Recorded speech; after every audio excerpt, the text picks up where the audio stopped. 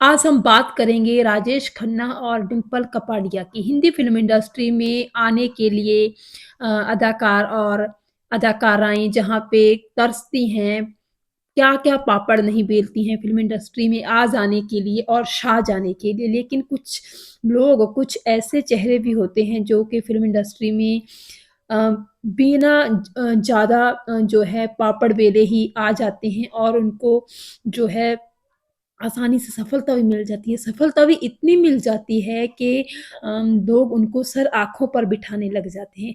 ऐसे ही 2 अदाकार और अदाकारा की हम बात कर रहे हैं जिन्होंने भारतीय फ़िल्म इंडस्ट्री को बेहतरीन फ़िल्में भी दी हैं और उनका आपस में भी गहरा रिश्ता है, लेकिन फिर उनकी ज़िंदगी के रास्ते अलग-अलग हो गए। हम बात कर रहे हैं राजेश खन्ना और डिंपल कपाडिया की। राजेश खन्ना जो कि भारत के पहले सुपरस्टार थे, उनके बारे में तो सबको पता ही है कि किस तरह उन्होंने अपना स्टारडम हासिल किया, किस तरह लोग उनके दीवाने हो गए थे। एक बार तो ये बात उड़ने लगी थी कि जो है भारत के पहले सुपरस्टार राजेश खन्ना जी सबसे बड़े स्टार हैं और उन जैसा कोई नहीं। हालाँकि राजेश खन्ना जी का भी एक दौर था, उसके बाद नए स्टार आ गए और राजेश खन्ना का दौर धीमा पड़ गया, लेकिन वो दौर था तो ज़रूर, उन्होंने वो दौर देखा तो ज़रूर है।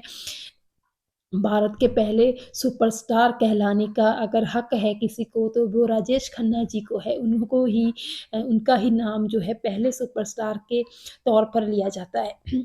लेकिन जो कहानी आज हम करने जा रहे हैं, जिस कहानी की बात, वो कहानी है राजेश खन्ना और डिंपल कपाड़िया की। डिंपल कपाड़िया ने भी अपने एक्टिंग करियर की शुरुआत अम, बहुत ही ज़्यादा महान शोमैन राज कपूर की पहली फ़िल्म से की थी। फ़िल्म थी बॉबी। इस फ़िल्म में राज कपूर के बेटे ऋषि कपूर ने भी अहम भूमिका निभाई थी और बॉबी जैसी रोमांटिक फ़िल्म दर्शकों को बहुत ज़्यादा पसंद आई थी।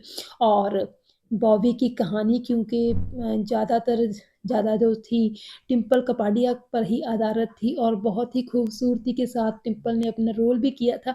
लोगों ने भी डिंपल को सर आँखों पर ही बिठा लेना था, लेकिन डिंपल ने कर ली थी राजेश खन्ना से शादी। देखिए, अपने टाइम की सुपरस्टार राजेश खन्ना की दीवानी डिंपल कपाडिया भी रही होंगी और कहीं किसी महफ़िल में डिंपल और राजेश खन्ना की मुलाकात हुई होगी और राजेश खन्ना को डिंपल अच्छी लगी होंगी और फिर उन अपने से बहुत ही कम उम्र की डिंपल के साथ राजेश खन्ना ने शादी कर ली। और इस तरह अपनी पहली फ़िल्म की जो स्टारडम था, वो अभी एन्जॉय भी नहीं किया था डिंपल कपाडिया ने कि वो राजेश खन्ना की पत्नी बन गई और कहते हैं कि ये इस फ़िल्म बॉबी की सफलता का पूरा जो क्रेडिट है, पूरा स्टारडम है, वो फिर ऋषि कपूर को ही मिला क्योंकि जो थी डिंपल कपाडिया, उन्होंने तो अपने आप को फ़िल्मों से दूर कर लिया था। कहा तो ये भी जाता था कि राजेश खन्ना ने ही डिंपल को फ़िल्में करने से मना कर दिया था और राजेश खन्ना का कहना था कि अब डिंपल फ़िल्में नहीं करेगी और डिंपल सिर्फ़ और सिर्फ़ घर में ही बैठकर अपने घर गृहस्थी की जो है देखभाल करेगी। और इस तरह डिंपल लगभग 10 साल तक फ़िल्मों से दूर ही रही और अपनी घर गृहस्थी में बिज़ी रहीं। इस दौरान उनको 2 बेटियाँ हुईं, ट्विंकल खन्ना और रिंकी खन्ना जिन्होंने आगे चल के बहुत अच्छा फ़िल्मों में करियर बनाया। ट्विंकल खन्ना ने, रिंकी खन्ना भी फ़िल्मों में आई थी लेकिन उतनी कामयाब नहीं हो सकी। लेकिन जहाँ पे हम बात कर रहे हैं राजेश खन्ना और डिंपल कपाडिया के रिश्ते की, तो ये रिश्ता अच्छा चल ही रहा था, फिर बीच में एक फ़िल्म कर रहे थे राजेश खन्ना सौतन। 1983 के आस-पास की बात है, इस फ़िल्म की शूटिंग मॉरिशस में चल रही थी।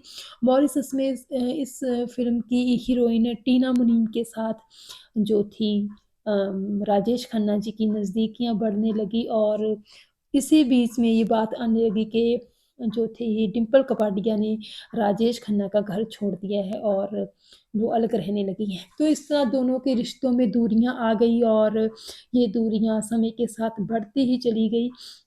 हालाँकि कभी भी राजेश खन्ना और डिंपल कपाडिया एक-दूसरे के जो है साथ कानूनन तौर पर जुदा नहीं हुए, कानूनन तौर पर वो एक-दूसरे के साथ डिवोर्सी नहीं हुए, लेकिन फिर भी एक साथ भी नहीं रहे।